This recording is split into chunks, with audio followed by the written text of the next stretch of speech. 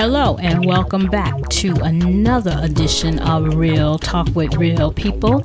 And today I have the pleasure of having my niece, Miss Taisha Popple, on the line with me today. Hi, Tai. How are you? Hi. I hope it's not too early for you. Is it too early for you? It's definitely not. I woke up. I'm ready. I'm ready to go. I've anticipated this whole thing. I'm so excited. Okay, good. Okay, well, let's get started by you telling us a little bit about yourself. Okay, well, what do you want to know?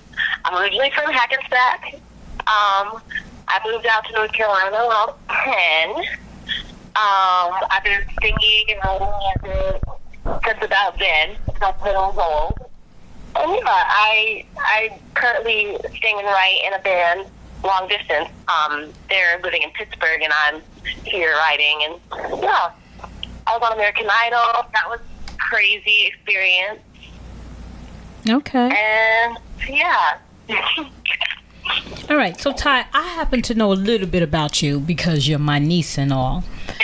But for our listeners out there who may not know you that much, why don't you tell us a little bit about how you got started with songwriting? I want to say this, though. We know, you and I know, that music is all in the blood of our family, right? Mm-hmm. We just love music. We do music. There's many of us in this family that do our own thing when it comes to music. So, for sure. What inspired you to start writing your own songs, though? I feel like the whole family did. And I think ever since I was little, I was always told to sing. And I think when I started hearing even AJ, your son, and Uncle Jimmy, I don't know, just being around all of that music vibe, listening to the good old oldies like Blue Magic and Shaka Khan, just singers and songwriters like that really did inspire me to write more music. I started writing music, my own music, when I was 13 or 14, and it was when, me and my cousin James and cousin Juan and all of us would be, in the basement just writing and stuff, and I was just so intrigued by how the freestyling process worked, and I don't know, I've always been, I can't even remember a time, honestly, where I wasn't intrigued by music. It's all just a part of me since I was born. So it's kind of funny to answer these kinds of questions because it's oh yeah, music. I literally, my mom says I came out of the womb crying, singing instead of crying.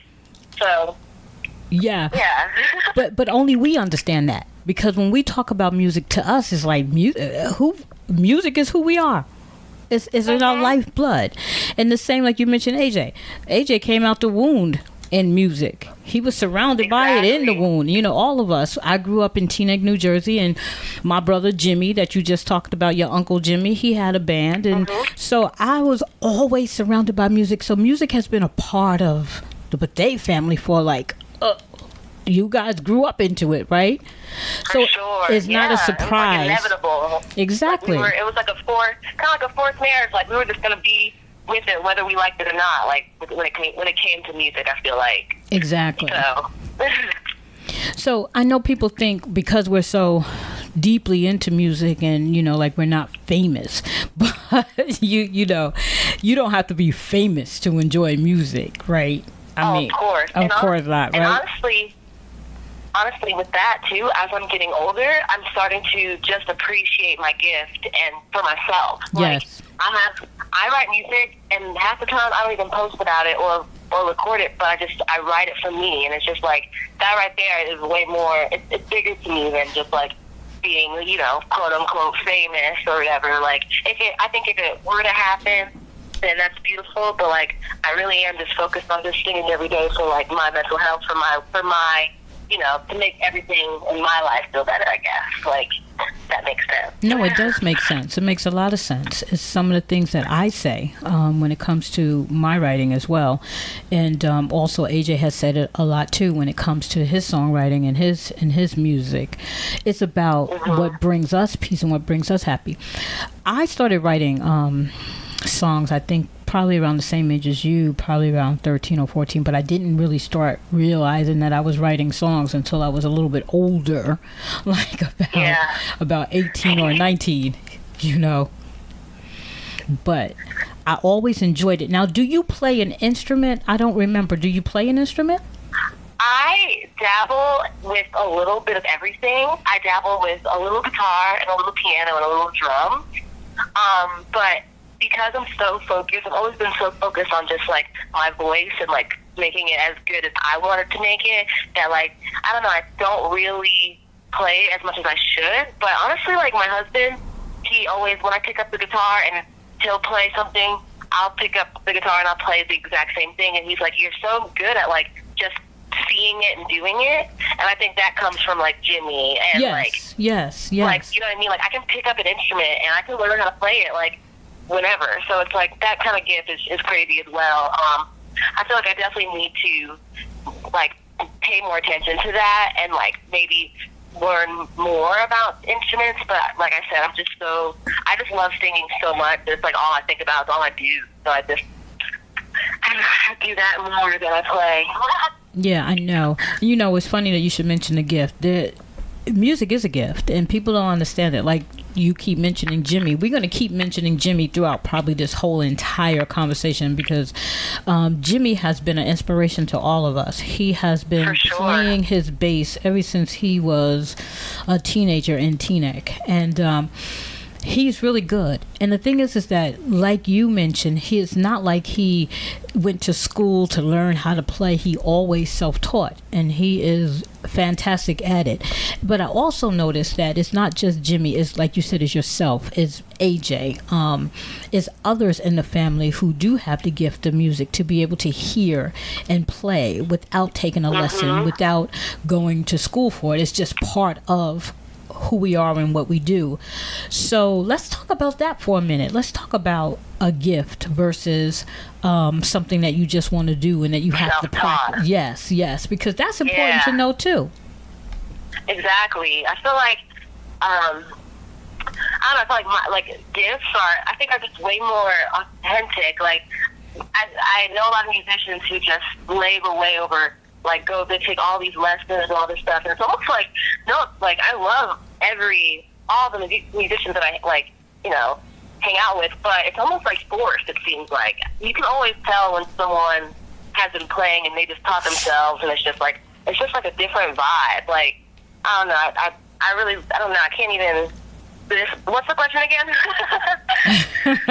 Like, with gifts, what's the difference between a gift and, like just self-learned talent? Right. I mean, there are some talents that you can work at. I believe that if anybody, you basically, if you went to school and you learned music, you can learn music. Everybody can learn anything if they go to school to learn it. But what about the ones who don't go to school to learn it, but it's just in them? And that would be you. That would be my brother Jimmy. That would be my son AJ. You know what I'm saying? AJ. Right. You know what I'm saying? It's just in them. And it wasn't about, I have to go to school and I have to learn this. No, I'm doing this because it's in me. Music is me. And it's coming out of me. Exactly. I mean, like, think about it. I feel like, was Grandma and Grandpa into music at all? Like, I feel like... Well, I know that deep. I know it's really deep, and it is worth exploring to find out exactly where it comes from. I know Mommy played piano. I asked her. That's what Uncle told me the other day. Yeah. Yes, I know she played piano. She said she loved it. She said she was good at it. I don't know if Daddy was into music at all. He didn't show me, or I didn't never see him. But the very fact that he embraced it in his sons and allowed them to have the bands, in the basement when we lived in Teaneck, he must have had some sort of love for music. Yes. Music, yeah. Yes. It is a mystery, though, as to where we got our drive and our desire to. My father, too, though, he's an amazing, reggae musician. Like, he's like a Rastafari reggae artist, and he can sing. Like, it's crazy. Like, I never thought, I never like heard his voice, but just recently he's been singing a lot more. He has like a very pure, rich Rastafari, like reggae vibe. Yes. So like, I feel like it has to be like genetics for sure. Like, or some people are just lucky and they're just born with raw talent, you know? Well, I think all of us are born with something, and I think it depends on how you nurture it. I mean, you have to definitely have a love for it, and the fact that we have such a great love for all types of music, I think that helps. And talking about all types of music, let's talk about the types of music that you like. What were your influences? What kind of music do you listen to? What do you enjoy? Oh my goodness. Okay, I have such a like broad music taste. If I can like say what inspired me, I think it would be like the music I listen to, like Carole King, vocal wise, lyric wise, Carly Simon. I listen to like a lot of like rock and roll too. So like I really love like Led Zeppelin and like Aerosmith and stuff like that too. And then I can go and listen to like Lauryn Hill, and I don't know. I'm really all about like singer-songwriters and like how they make a song. So if that like catchy song that you hear, that's the song I like. Like I love a hook. Like I love like, and it's because I write. So it's like, I don't know. I think it's just like my vibe. But I feel like I listen to like a lot of indie rock, indie soul. Erykah Badu is a good one. Solange right now inspires me. Okay. Solange is like probably my number one person who inspires me right now. I'm writing like a little album, like a 7-song album. Actually, there's like two of the songs on there is produced by AJ. So it's about to be crazy. All right now. Yeah. So, but it's got like a Solange vibe. I feel like, which is really cool. That's good. I cannot wait to hear it. When do you think that album's going to drop? Because we're going to have to show, we're going to have to. You know what? I need to drop it. Like, I need to just drop it. I have like 5 songs done. I really procrastinate, and I think it's because I'm a perfectionist. I don't ever want to put out anything that I don't feel like is 100% like perfect, which is kind of not a good way to be as a musician. But you know what? Kind of like. I'm trying to like fight that, but it's just maybe end of the summer, maybe like fall drop. I don't know. Everyone I love is like, where's your album? Where's it coming out? And I'm like, leave me alone. Like, I feel stressed. I feel like another thing about music to me, like, since I have been doing it for so long, I have certain expectations from like my mom and like just my family. Like, I feel like I've always felt that pressure of just like doing music and never stopping. And like, I mean, you can go to a cookout and that's the first thing that like 8 aunties and uncles are saying. They're like, you do music, like, it's just like a part of me so much that I do sometimes feel that pressure of just like making sure it's right, getting it out right, doing the visuals, like getting everything done. So certain times it could be a little less fun because, it's a job too. So I try to like, remember that it's something I love, and if I love it, then it's fun, all that. But I'm sure you feel that way with like your writing. Right? Oh, I do. But I was going to say to you, I think all of us fall under that curse of perfection. All of us. Oh my God, we don't want to put nothing out because we're like, oh, is it good enough? I don't want to put this out. So you hesitate. AJ hesitate. I hesitate with my writing. Kiana hesitates with her writing. We all hesitate. We all like, oh my God, is this good enough? This is good enough. But sometimes you have to just know that you know that you know. And you're just going to have to just put it out there. You know what? So if you crash and burn this time, guess what? You pick yourself up and you start all over. You learn from those mistakes and you keep it moving. Yeah, like just put it out. So like, put it out for you, and if the universe catches it and if like 4 people love your writing, love your book, love your music, then like that's enough, right? That should be enough. Yes. Exactly. Right. So I want to encourage you then to not be so hard on yourself, and let us hear what you've been doing. I want to hear what you've been doing behind those closed doors. I will. Thanks, Auntie. I'm gonna have to just record it then. That's right. Now let's talk about you mentioned Brad. Brad is your husband. Yeah. And you mentioned him now. Is he a musician as well? Because I don't really know if he is or isn't. He is. I actually met him because I met him about 10 years ago, and he was a vocalist in like a hard rock and roll band. So as vocalist, I mean, like, you know, not like singy, songy like Justin Timberlake, but more like a belting, shouting type of vibe. Okay. But the band I used to be in, Carson, we used to play shows with them, and we were always friends, and he would stay and see my band, I would stay and I would see his band, and we're just always kind of like around each other for a long time. And out of nowhere, like, he just asked me to go on a date, you know, because that's good, we can go on a date. And we went on a date, and then 2 weeks later, I moved into his house, and then 6 months later, we got married, and we've been married for 5 years, so that's that. And that's so wonderful. You guys actually make a great couple. He is adorable, and you two are adorable together. But let me ask you, are you going to do music together? Can I expect something coming from the two of you? We have a band together. It's called Soup Snakes. The reason why we called it Soup Snakes is because we're really big fans of The Office. And if there's any fans of The Office out there, there's a Michael Scott reference where he's trying to say that they're soulmates, but he doesn't understand. So he says they're Soup Snakes. It's like a whole funny bit, but yeah, it's like a acoustic vibe, indie rock vibe, just me and him, his guitar and my voice. And yeah, we played a couple shows already since we moved back to Charlotte. Okay. And yeah, it's nice. Okay. I love writing with him. He's a really good writer, actually. Like, he is an amazing just poet in general. And like, I actually want to use more of his lyrics for my stuff, because his mind is just insane. All right. Do you have something that you guys have written where you can like show us? You know, like link. Yeah. We have an Instagram that has like some videos on it, but I'm gonna end up recording. We have 5 songs that are done and ready to go that I need to record, and I'm gonna put it up on a Bandcamp.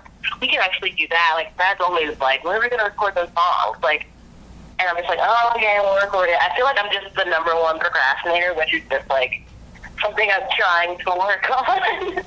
Well, I think your procrastination comes with that perfection. You know, trying to be perfect sometimes, you know, but I say this, and I learned this myself, Taisha, not that long ago. You're going to keep waiting and keep waiting and keep waiting for the perfect opportunity, for the perfect song, for the perfect everything. And you're going to look up one day, you're going to be like me, and you're going to be 50. You're going to be 58 years old saying, I should have did this, that, and I should have did that, and I should have did this when I had opportunity, when the time was right. And then you got people telling you, well, your time is over now. It's like, oh, darn it, I should have did this when I had the opportunity. Right? I think about that all the time. And you know what's funny? I think about that all the time, and that scares me even more. Like, and then I'm like, oh, like, I just get like so scared. I don't know why. I think like after being on American Idol and like just like all that pressure, that was a lot for like a 21-year-old, you know.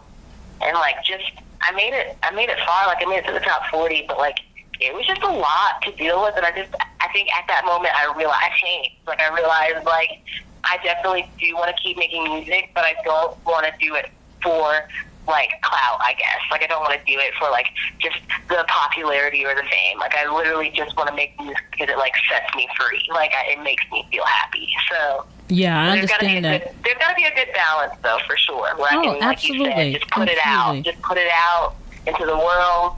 I do have a SoundCloud, and I look it up, and it gets about 170 plays a week. So there's still some people that are like listening to my recordings, I guess. That's right. And let me tell you something. If what you're doing, this is what I say about me too. If what you're doing motivates one person, uplifts one person, encourages one person, then you've really done your job. You're right. It's not about the masses. It's about you being yourself and somebody else being able to feed from that. Somebody being able to learn from that and get something from that. That's really what it's all about for me. I didn't when I wrote Someone to Love, which is my first book. I didn't write that in the notion that I was going to be this famous writer. I could care less about being a famous writer. I had a story to tell, and I told the story. And what made it better for me is that when people read the book, they were able to relate to it. They were able to say, "Oh my God, I saw so much of myself in that story." And right, and that's the part of it that made me feel good. And the same with you. When you're singing your songs and there's somebody who can relate to your lyrics, and and that song just resonates inside of them, then you've done your job. No, you're so right. You're so right. I mean, all right. I want us to go back a little bit, and I want us to talk about American Idol. I want to talk about how you got onto American Idol.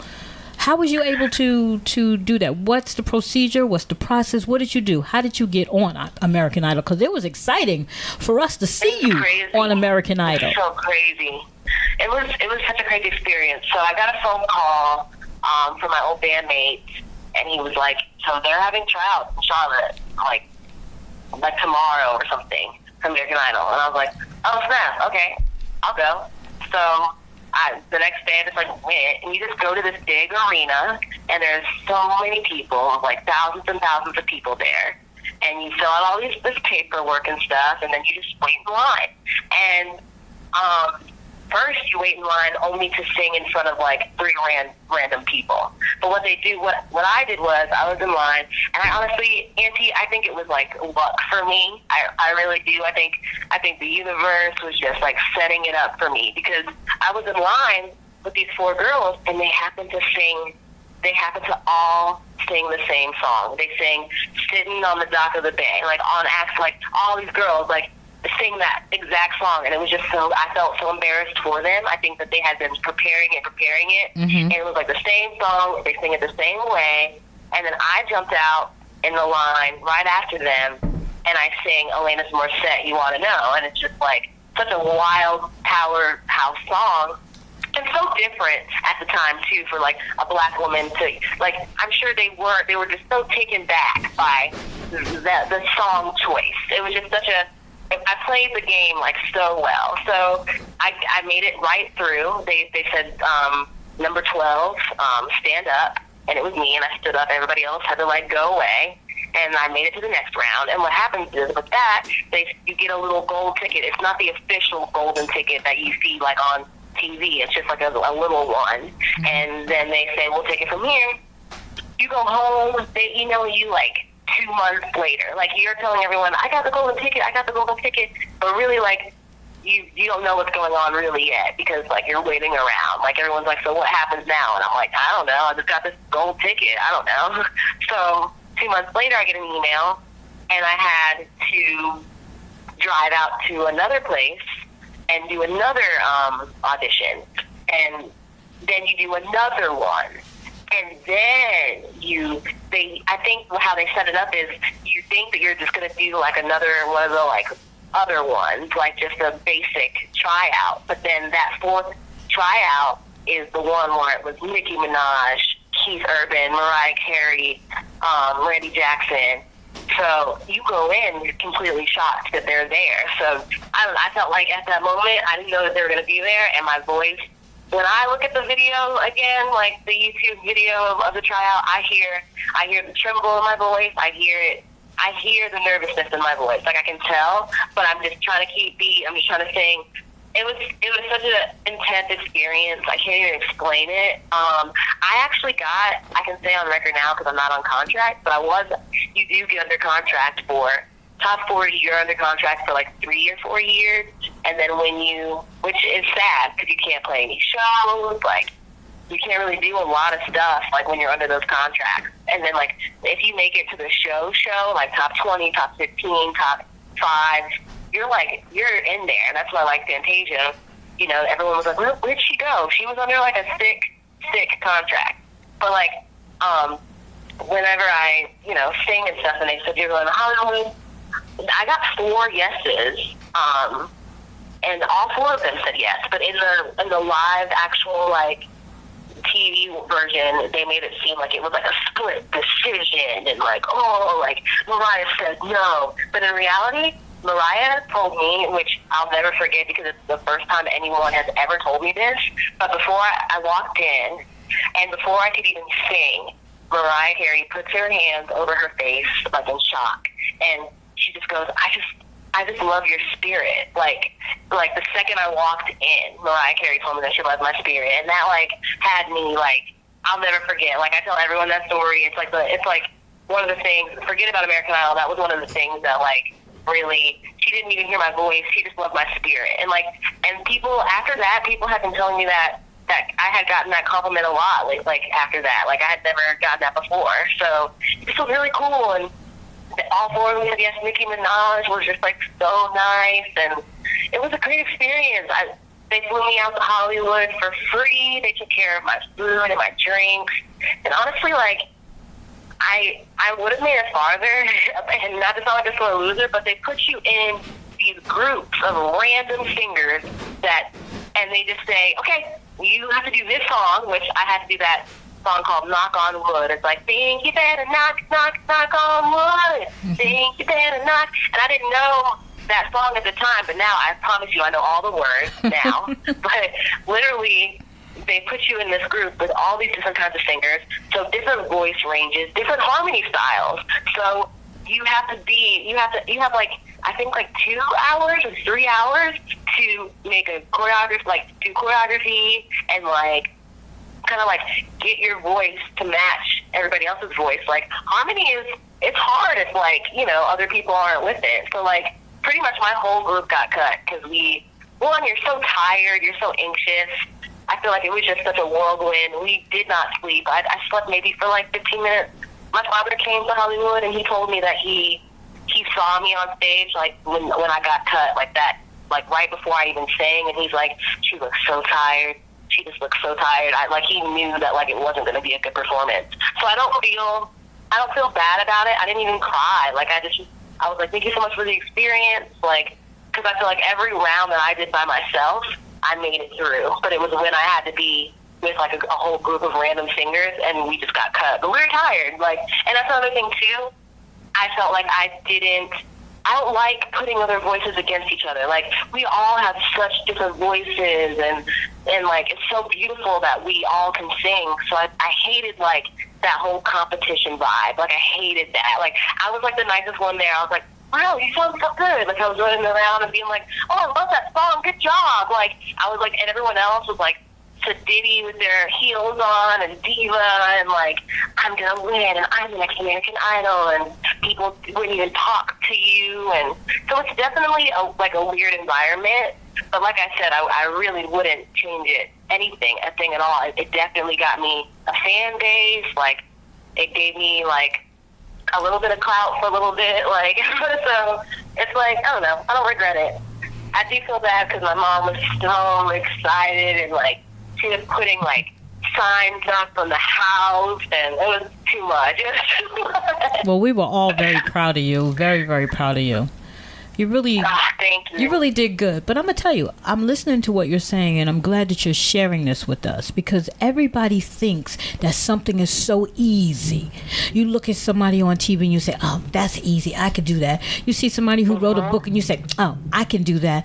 But, you know, the process that it takes for you to do these things is harder than what people think it is. It is. You know, and you have to have... You got to be ready for that. And the fact that you knew in that time, in that place, in that space, this was a little bit much for you. But going forward, I think because of what you learned and because of what you experienced, I think if the time came up for you again, that you had an opportunity to do that, not American Idol, but to do a recording or to, you know, to put yourself out there to, you know, for the whole public eye, it will be a different experience because you'll know what to expect and you'll understand how much work goes into this.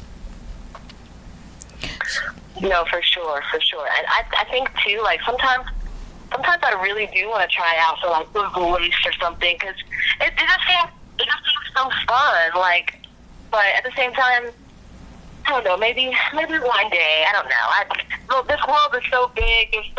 There's so much to do. You never truly run out of time. Like, I think, in my mind. No, I don't know. No, you don't truly run out of time, because I'm often telling people that they need to reinvent themselves when they get to a place where, okay, maybe you're not doing that anymore.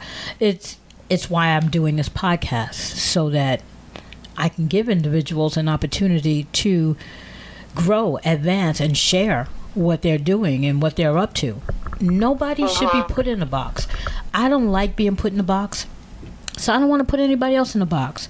Okay, exactly. So you may have done that 2 years ago, but 2 years later, you're doing something else. And I think that you have a right to do something else. And nobody should just hold you to that one thing that you did 2 years ago.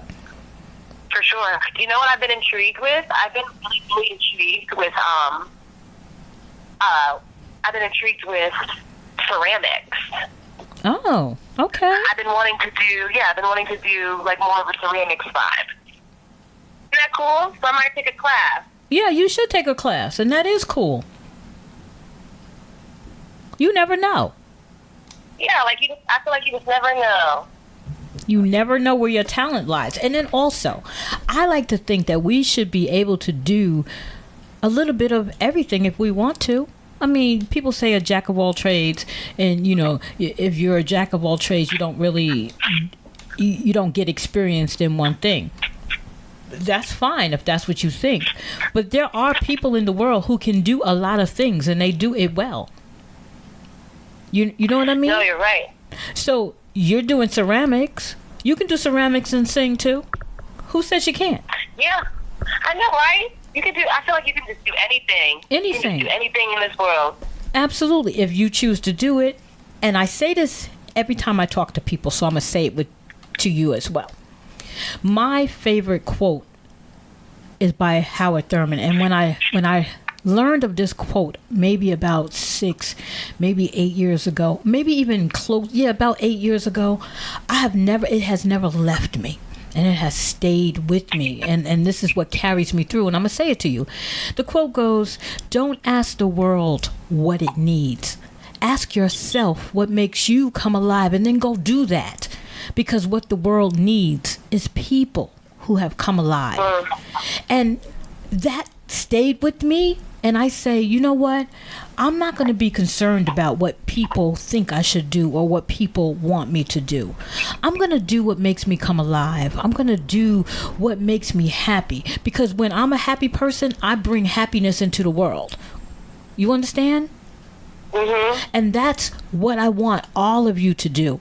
I want you to do what makes you feel alive, what makes you happy. Because when you're doing what makes you happy and what makes you come alive, just like Mariah said, she loved your spirit. I love your spirit. Everybody loves your spirit, because we see you as an individual who is truly doing what she loves. And you're not influenced by what other people think you should do. You're doing what you love. And when you do what you love, it comes out in your spirit. And that's why you have such a beautiful, loving spirit. Because that's what you put into the world. And that's what the world sees when it looks back at you. No, that's beautiful, for real. I was for real when I said it.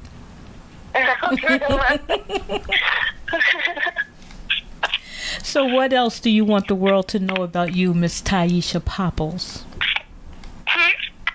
I said, what else do you want the world to know about you? What else do I want the world to know about me? I don't know, Auntie. I think we covered everything. I'm pretty much an open book, though. Like, I feel like I'm just very, what you see is what you get about me. So there's really not too much to know. Okay. Well, the title of this podcast is Real Talk with Real People.